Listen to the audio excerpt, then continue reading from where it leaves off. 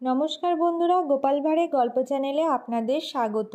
আমি প্রমীলা চলে এসেছি আপনাদের জন্য গোপাল ভাঁড়ে আজ একটি নতুন গল্প নিয়ে। গল্পটির নাম পায়ের ব্যথা।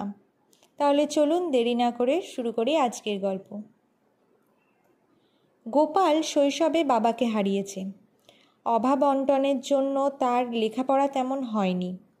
নেহাত উপস্থিত বুদ্ধির জোরে রাজা কৃষ্ণচন্দ্রের মন জয় করতে সক্ষম হয়েছিল, আর তার ফলে রাজদরবারের সভাসদ হিসাবে তার খ্যাতি বাংলার প্রায় সর্বত্র ছড়িয়ে পড়েছিল। গোপাল এক সকালে রাজসভায় যাত্রা করার পূর্ব মুহূর্তে দাওয়ায় বসে তামাক টেনে শরীর ও মনটিকে একটু চাঙ্গা করে নিতে লাগলো। এমন সময় তাদের পাড়ারই এক বুড়ি লাঠি ভর দিয়ে থপথপ করতে করতে গোপালের কাছে এসে দাঁড়ালো। গোপাল হুঁকো থেকে মুখ তুলে বলল, কি গো ঠান্দি, কিছু বলবে আমাকে? হ্যাঁ ভাই, আমার একটি কাজ তোমাকে করে দিতেই হবে। কাজ? কি কাজ বলো তো? কতদিন হয়ে গেল ছেলেটি বাড়ি ছাড়া, কোনো চিঠিপত্রও নেই, তাকে একটি চিঠি লিখে দাও না ভাই। চিঠি লিখে দিতে হবে শুনেই গোপালের কলিজা শুকিয়ে যাওয়ার জোগাড় হলো। দেখলো মহা ফ্যাসাদে পড়া গেল। এবার তো তার বিদ্যার বুদ্ধির দৌড় ধরা পড়ে যাবে। চারিদিকে ঢিঢি পড়ে যাবে, তার পেটে বিদ্যার বও নেই, তার মুখেই যত ফটর ফটর। আসলে তার ক অক্ষরে গোমাংস। গোপাল হুঁকোটি ঠোঁটে তুলে কয়েকবার টান দিয়ে নিয়ে বলল, আজ তো আমার পক্ষে চিঠি লেখা সম্ভব নয় ঠান্দি। সে কি, কেন সম্ভব নয় ভাই? কাল থেকে আমার পায়ে অস্বাভাবিক ব্যথা। পায়ে ব্যথা?